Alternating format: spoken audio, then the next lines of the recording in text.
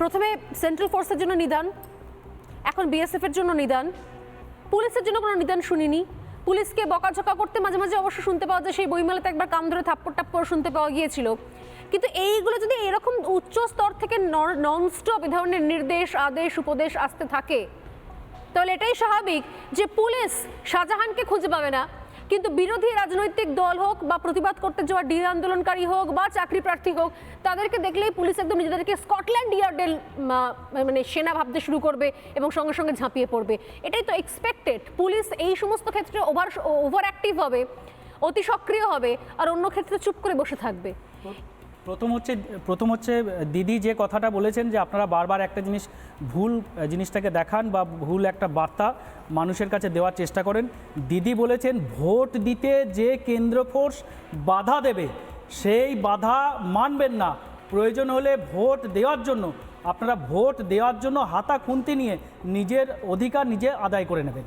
দিদি কখনোই বলেনি যে কেন্দ্র ফোর্সকে আপনারা মারুন। এটাই তো joke of the year, vote দেওয়ার জন্য কেন্দ্র বাহিনী কেন আটকাবে? দ্বিতীয় কথা হচ্ছে যে যেখানে তৃণমূল কংগ্রেসের লোকজন রয়েছে বহাল তবিয়তে, তারা ব্যালট বক্স নিয়ে হুসেন বোল্টের মতো হুসেন ব্যালট নিয়ে দৌড় মারছেন, সেটা কেন্দ্র বাহিনী কেন বাধা দেবে? সেকেন্ড পয়েন্ট হচ্ছে শাহজাহানের ওখানে গিয়ে কেন্দ্র ফোর্স যেখানে একটা অ্যাটাক হয়েছে তাদের উপরে, সেই কথা যখন আপনি বলতে যান সেটা ঠিকই, সেটা হওয়া উচিত নয়, এরকম হওয়া উচিত কখনোই নয়।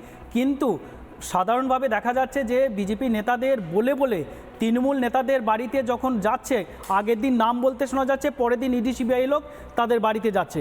এই জিনিসগুলো দেখে দেখে মানুষের মধ্যে অলরেডি ইতিমধ্যে একটা প্যানিক শুরু হয়ে গেছে যে তার মানে প্রশাসন এখন সমস্ত ভারতীয় জনতা পার্টি যা করবে সেটাই কেন্দ্র ফোর্স সেটাকে করবে, যার ফলে সাধারণ মানুষ, গ্রামের সাধারণ মানুষ, গ্রামের সাধারণ মানুষ তো কোনো চাকরি চুরি করেনি।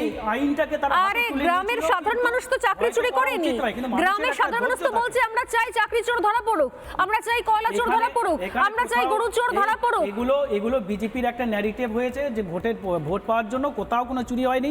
একটা চুরি হয়েছে, প্রমাণ আপনি দেখান আপনার চ্যানেলে, আপনি একজন সঞ্চালক হিসেবে প্রমাণ দেখান, বিজেপি নেতা নেত্রী রয়েছেন তার একটা প্রমাণ দেখান, কোথাও কোনো প্রমাণ নেই।